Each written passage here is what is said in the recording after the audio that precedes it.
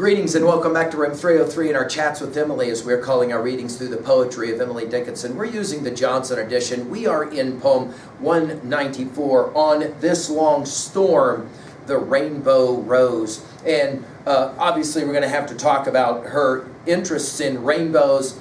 Obviously we're going to make some reference as well to Wordsworth's My Heart Leaps Up When I Behold a Rainbow in the Sky.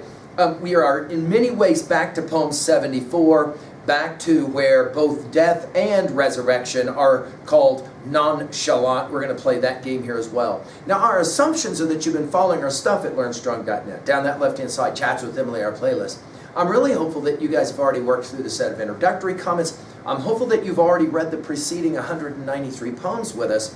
We just finished poem 193, I Shall Know Why. Now, many have pointed out Emily's love of visual arts and her ability to paint with words. As great writers will often say, show, don't tell. And Emily will certainly play games like that. Her narrative power in this poem is quite remarkable. Notice we'll go from storm to calm and then to death. Now, Emily, much like our study of Walt Whitman, you'll remember we gave full lectures at learnstrong.net on every poem of Leaves of Grass. Do you guys remember all those different moments in Leaves of Grass in our study?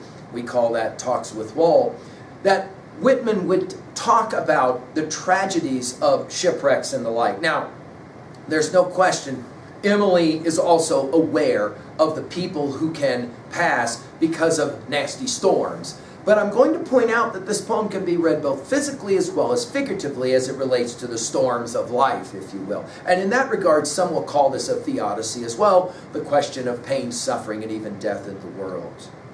On this long storm, the rainbow rose. On this late morn, the sun. The clouds, like listless elephants, horizons straggled down.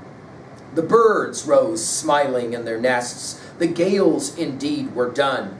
Alas, how heedless were the eyes on whom the summer shone. The quiet nonchalance of death no daybreak can bestir. The slow archangel's syllables must awaken her. Now, of course, you can read this as after the storm comes the rainbow, and no question we're messing around with the Noah account in the Genesis 9:13 passage. Notice it is interesting that it's on this long, not after this long storm. On this long storm. And of course, take a look at your adjectives from long to quiet, right?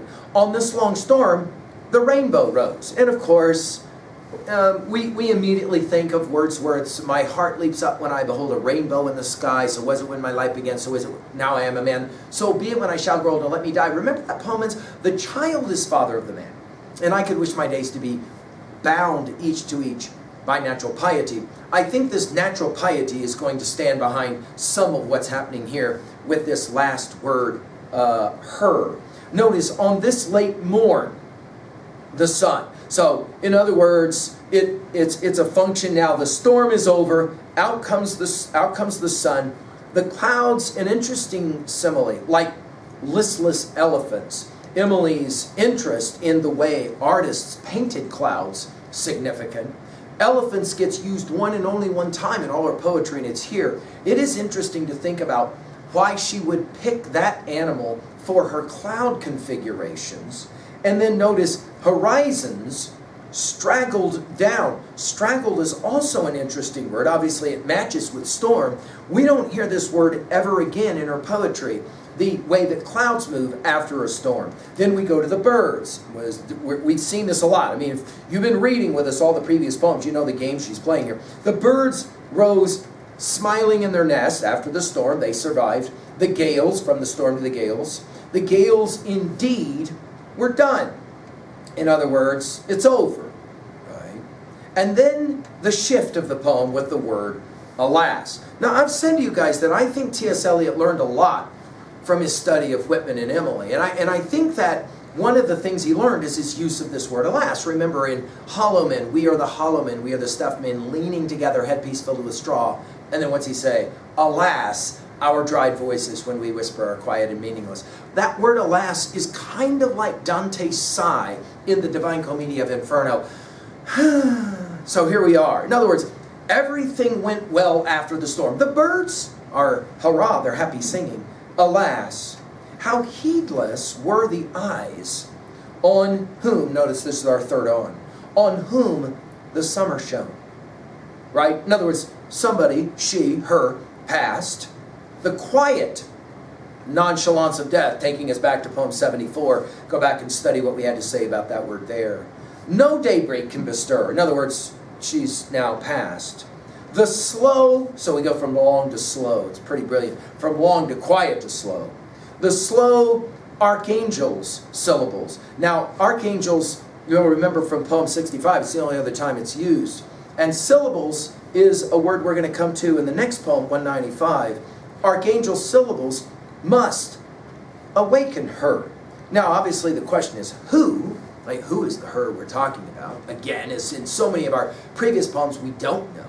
And the word awaken, we cannot help but think of a contemporary of Emily, obviously Henry David Thoreau's. You'll remember, we must learn to reawaken and keep ourselves awake, not by mechanical aids, but by an infinite expectation of the dawn that does not forsake us in our soundest sleeps, right? That's what he says. Here, that use of that word. But here, of course, awakening will have to do with after death, the life after death. Well, what in 2a is actually going on here? I think that the argument she's making is that there are two storms and two forms of relief.